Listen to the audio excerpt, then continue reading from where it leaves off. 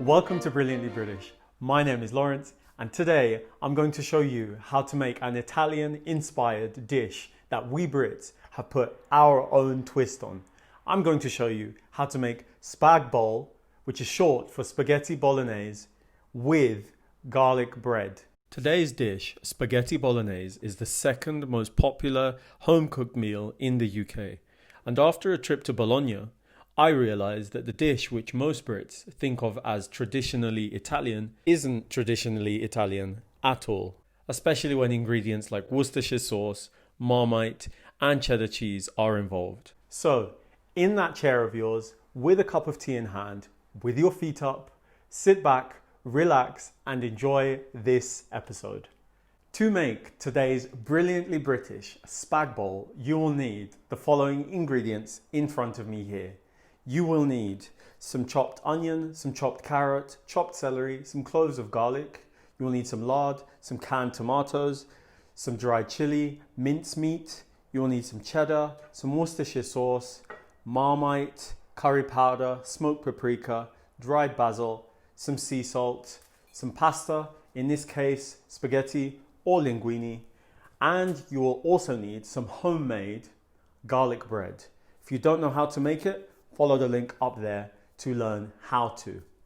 Now guys, I say this all the time and it is really important. Hydration is really important. And so as a Brit, I'd say the drink of choice ought to be a cup of hot tea so that you can sip on that whilst you cook. Okay guys, just before we start cooking, I'm going to blend the canned tomatoes, the onions and the garlic until they formed a smooth mixture. The reason I do this is because personally, I prefer a really smooth and silky sauce. If you don't, then you can actually just use chopped tomatoes and then fry the other ingredients in the pan. That's it. Oh, and you'll need a cup of water. Now guys, before we begin, make sure that you're not wearing white or light colored clothing without an apron. With that said, in a wide bottomed frying pan, over a very high heat, drop in your lard and wait for it to begin to smoke.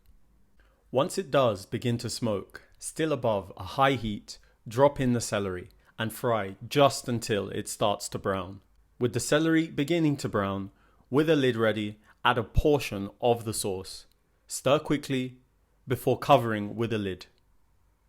In a minute or two, the sauce should dry and begin to caramelize. Cooking like this will sweeten and add depth to our sauce. When the sauce in the pan has thickened slightly, add the chili, curry powder and smoked paprika to the pan. After adding the spices, push the cooked sauce to one side of the pan and then pour in more tomato sauce onto the exposed pan area without stirring before covering. After a few minutes, still over a high heat, the sauce should thicken, yielding this amazing effect in the pan. After which, stir the contents together before repeating this process until you've cooked a third of your sauce. With a third of your sauce now in the pan, begin to boil water for your pasta and begin preheating your oven for the garlic bread.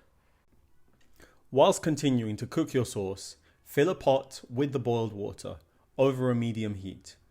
And at this point, add your carrots, Marmite and Worcestershire sauce, using some water if necessary to dissolve them. And at this point, drop in and begin cooking your pasta. Whilst keeping a close eye on the sauce, once the pasta submerges fully, pour out some of the water, leaving enough to just about cover the pasta. Also, at this point, season your sauce with salt to taste, adding some water if necessary to thin out the sauce.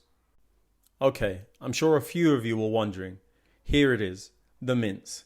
I have a small amount of sauce left to cook, and so on the exposed part of the pan, with a bit more lard, I'll fry the mince, ferociously breaking it up as it cooks, as I personally am not a fan of large clumps of mincemeat in my sauce.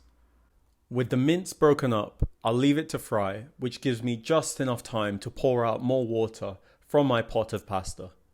The effect of doing this will thicken the starch in the pan, which will make the sauce rich and silky when we later mix the pasta and the sauce together. Turning our attention now back to the mince, if you've left it alone, it should have formed a flavoursome crust, which should then be stirred into the sauce. The pasta at this point should be cooked, with a thick starchy syrup at the bottom of the pot and with some bite still left in it. At this point, take it off of the heat and add some water to prevent the pasta from sticking and drying. By the way, now would be a good time to begin baking your garlic bread. At this point, very quickly pour in and stir the last part of your sauce, whilst keeping an eye on the pasta, stirring it often to prevent it from sticking and to coat it in the starchy syrup. With everything on screen now cooked, remove the sauce from the heat and in a separate pan, combine your pasta and sauce with some dried basil. Oh, and don't forget to bring your now crispy baguette out of the oven. And guys, that's it. Take the time to serve and break bread, but once that's done, all that's left to do is tasting. Guys, we have arrived at the point where I tell you how good, because we already know this is a brilliantly British dish, but I'm going to tell you how good this dish is. So, I need a fork. Let's waste no time. Going straight in.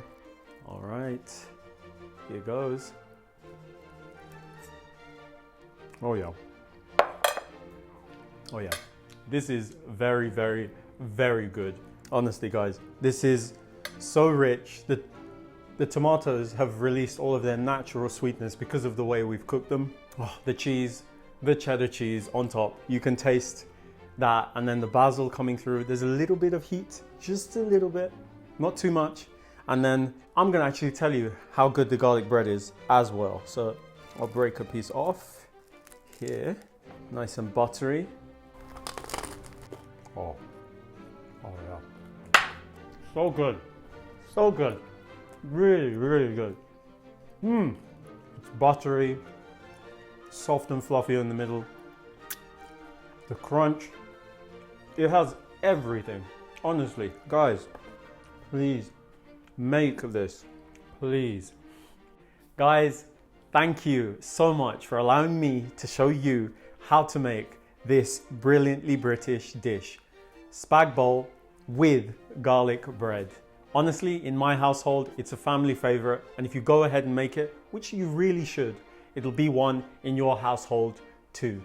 Don't forget to click on the like button, subscribe to this channel, tell everyone you know about the brilliantly British food on this channel, and follow us on all of the social media platforms that this channel is on, and I will see you next time.